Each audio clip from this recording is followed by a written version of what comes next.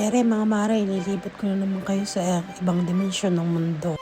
Ito pala yung tinatawag nilang dagap. Mamaya ipapakita ko sa inyo kung bakit siya tinawag na dagap. Kaya naman, nung pumasyal kami dito, hindi nakatirik yung araw. Medyo malamig yung hangin kasi winter pa dito. Medyo marami-rami din ng mga turista ang nandito kasi libre lang naman to. Wala tong entrance fee kaya madami din ang dumadayo talaga dito kasi isa din to sa magandang pasyalan dito sa Western Australia. Medyo malayo nga lang to sa amin dahil 6 hours yung tinravel namin para lang makarating kami dito. Pero sulit naman din kasi ang ganda naman talaga ng lugar. Nakaka-relax tapos ang ganda rin ng mga tanawin, malamig yung hangin.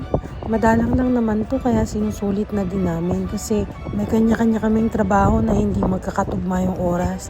Kaya kung minsan hindi na rin kami nakikita-kita. Kaya kung talagang may ganitong oras na nagkakatugma yung schedule namin, talagang ginagawa namin ng paraan na makaalis o kaya makalibot man lang para at least ma-relax man lang yung katawan mo dahil sa kakatrabaho. Ito lang yung pinaka-libangan. Eka nga nila, make memories kasi kailan mo pa i-enjoy yung buhay kapag hindi ka na makalakad. Mahirap namang mamasyal na masakit na yung tuhod mo, hindi ba? Kaya hanggat kaya ng katawan at may pagkakataon, pasyal lang. Siyempre, mamili din tayo ng libre para hindi masakit sa bulsa, hindi ba? Yan pala yung reason kung bakit tilawag nila to na dagap. Ayan yung bato na yan na may gap sa ilalim. Di ba mapapaisip ka rin kung paano naging ganyan yan? Alam nyo ba na halos karamihan sa pasyalan dito ay mga walang bayad. Pero na lang yung mga private na mga pasyalan, yun lang yung babayaran mo. Yung on the way namin, nakakita pa ako niyan. Hindi ko alam kung ano tawag dyan, pero kamukha siya ng bubuli sa atin. May pagkakahawig naman ng konti sa bubuli.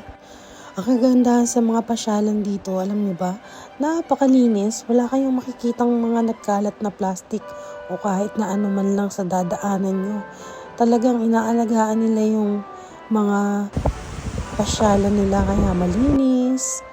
Tas kaaya-aya talagang puntahan dahil wala kang makikitang kahit isang basura. O siya mga mare, hanggang dito na lang muna. Salamat sa panonood.